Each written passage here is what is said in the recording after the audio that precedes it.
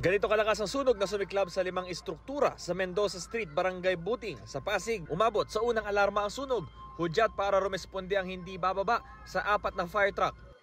Agad na kontrol ang sunog at tuluyang naapula, pero trahedya ang bumungad ng pasukin ng mga bumbero ang pinangyarihan ng sunog. 5 ang nasawi, isang ina na 43 years old at ang anak niyang babae na 11 years old, pati sanggol na 1 taong gulang.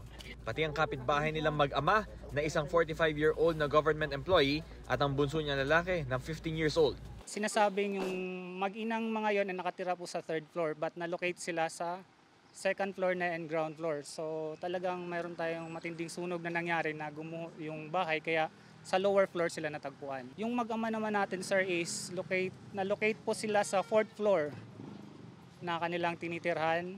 Nakita po sila na nagtatago sa CR po. Agad na pauwi mula sa trabaho ang misis ng nasabing padre de pamilya nang malaman ng balita. Tinawagan lang po ako ng anak ko na mama mo nasusunog po sa bahay.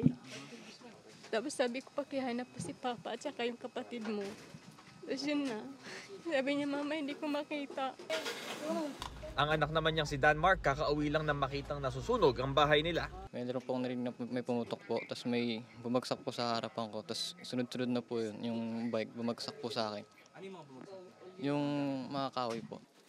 Sa tala ng barangay, 11 pamilya ang naapektuhan ng sunog na ngayon nananatili sa evacuation center.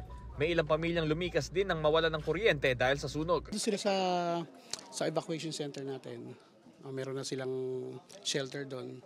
Tsaka meron na silang binigyan na namin ng pagkain, pansamantala. Tsaka nagbigay na rin ng DRMO ng mga shelter nila.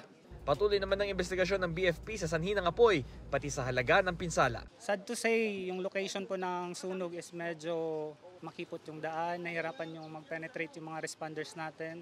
Basically, hindi siya bago, but still, sana maging lesson to sa lahat. Walang mga obstruction lalo na sa mga makikitid na daan.